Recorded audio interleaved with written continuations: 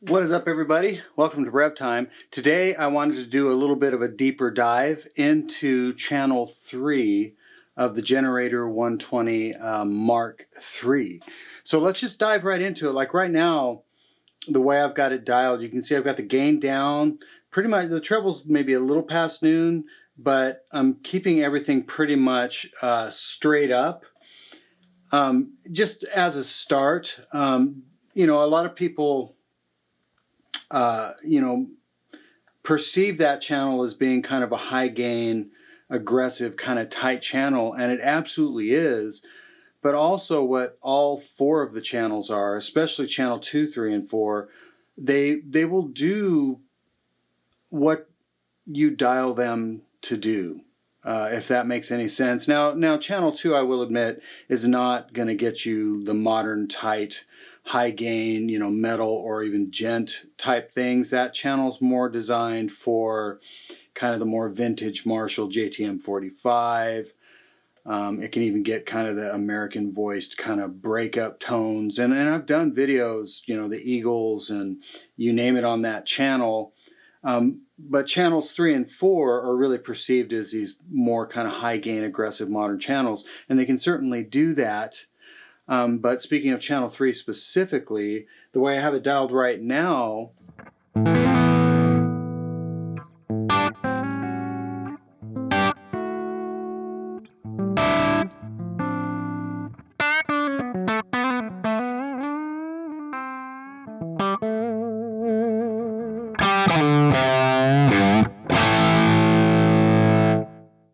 I don't perceive that right away as what would be considered a really high gain or aggressive or even, you know, a crazy tight channel. Like right now, this doesn't feel overly tight. It actually feels really good.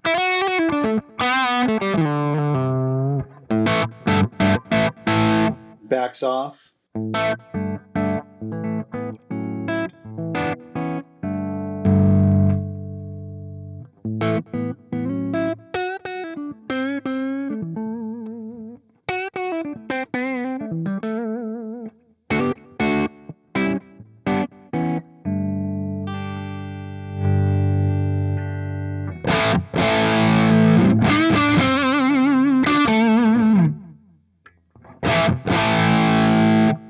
So, you know, with the gain set up the way it is, I've got the gain turned down, obviously. You can see by the way it's set. Now, without messing with anything, staying in kind of the more vintage feel mode, if I was in kind of a Zeppelin mode,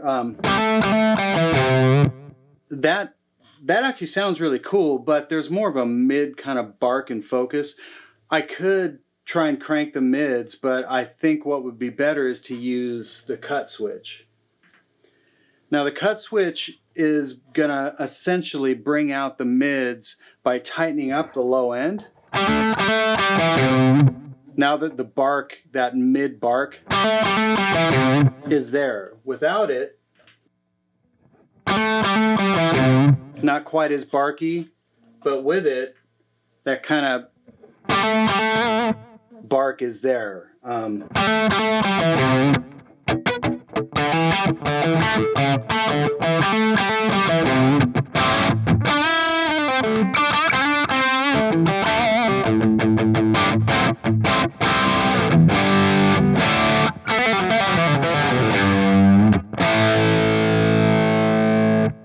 And it still backs off.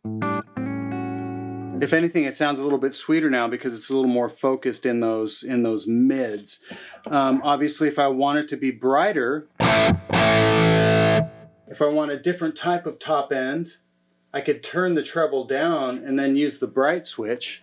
Now I've got a different top end. It's a little more chirpy, maybe a little more modified sounding as opposed to a little bit less chirpy, a little more vintage top end.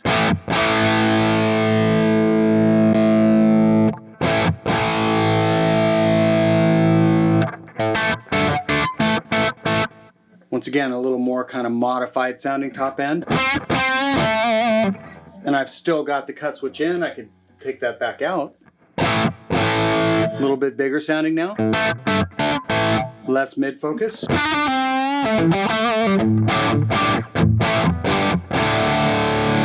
Now the fat switch, if I want to go the other way, say I want it to sound even bigger in the low end. Let's leave the bright switch in, or I should say on.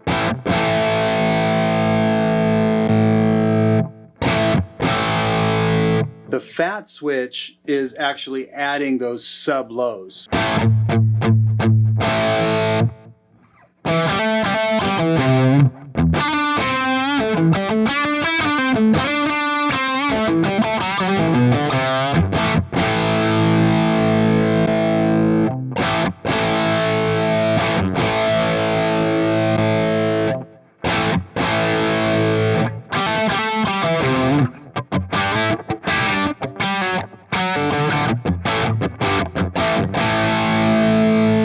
So that's what those three switches are doing, and they work really well throughout the gain stages. Now I can go ahead and just crank, well, we can leave that the way it is. I'll start turning up the gain.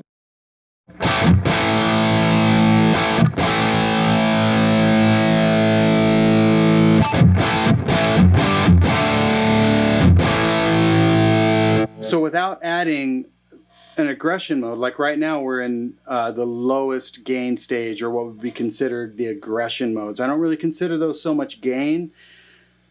It does change the gain a little bit in the feel, but it really is more about also just it's like a saturation as well as EQ structure.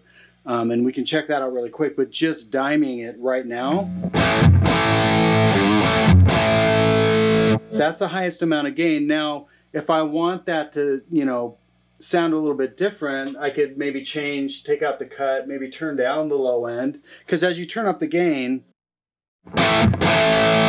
you will get more perceived low end as you're changing the gain structure.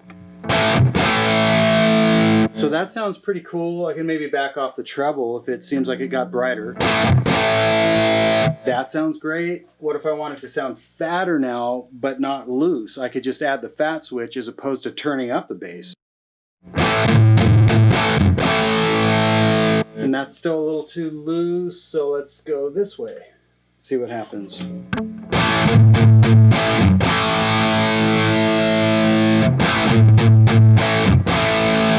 Or I could go the other way. I could add the cut switch, which is going to bring more mids.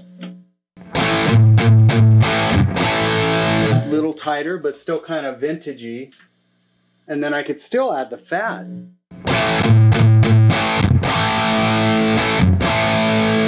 And it just kind of helps me sculpt that gain structure. And of course, I'm kind of experimentally showing you how to discover the amp. It's, the sky's kind of the limit as to how it'll dial.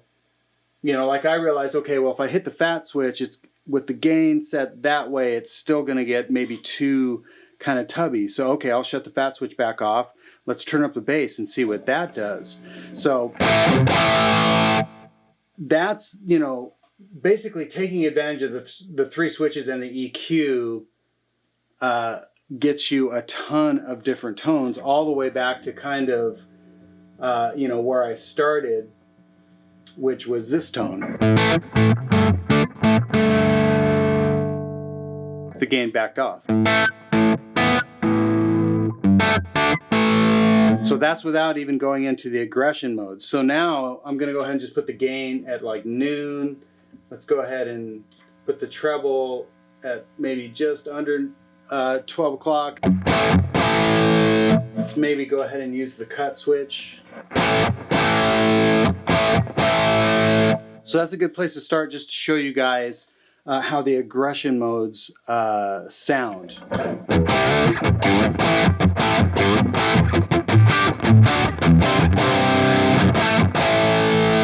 So without touching anything, I'll just go to the blue mode.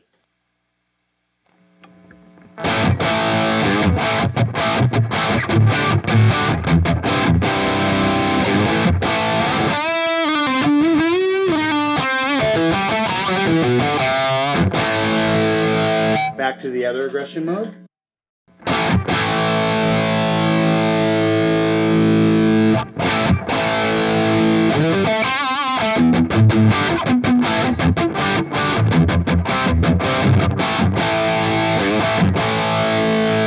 So immediately, of course, you hear a little bit more gain, but there's also a top end bump, like a high, I don't want to call it presence, but there is like a top end bump, and there's also a low end push with maybe just a little bit more mids.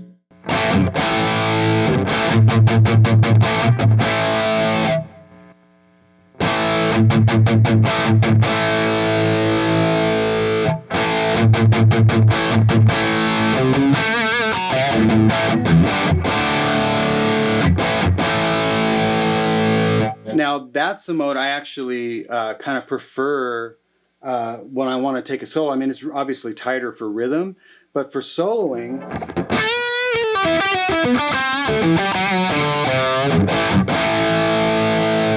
it just cuts through better. This by itself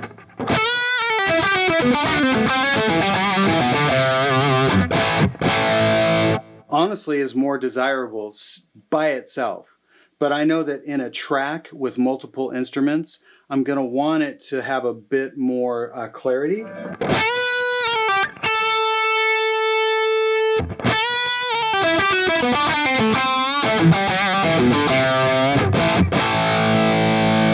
And the nice thing is, as I've gotten to know this amp, especially within a session atmosphere or a tracking atmosphere, I know I can just hit a button. I don't have to panic and start reaching for trev or mid, or I can just switch to blue and it's gonna sit better in the track, and then I can make minor alterations after that.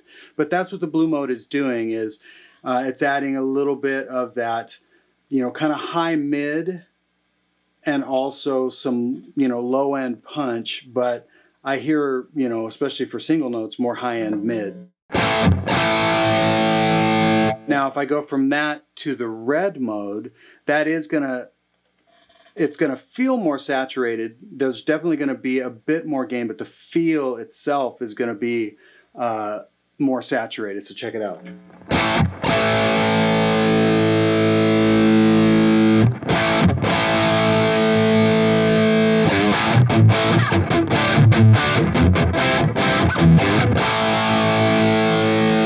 So that isn't quite as tight. It's got a little bit more of a kind of a sag to it.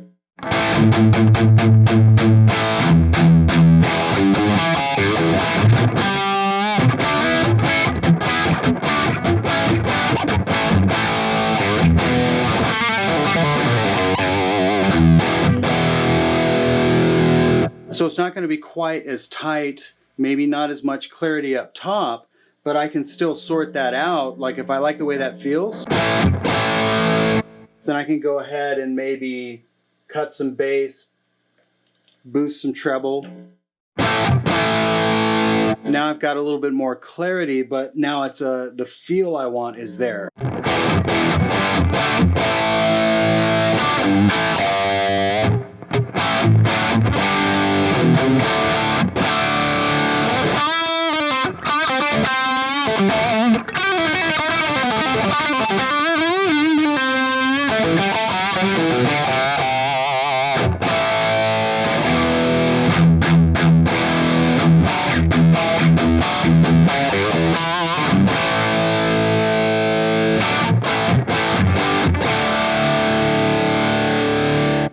course, you can keep, applying those switches without changing anything on the EQs.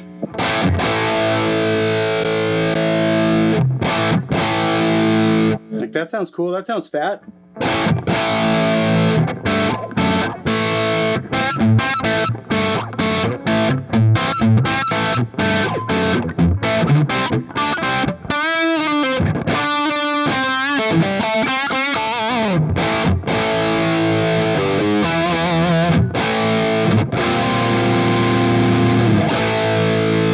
That's what I like too, is even with it dialed kind of woolly like that, it still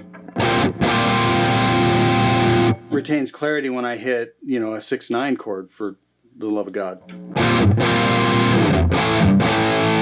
But yeah, if I want, some more mid focus, then I'll just hit the cut switch. If I need more top end clarity, hit the bright.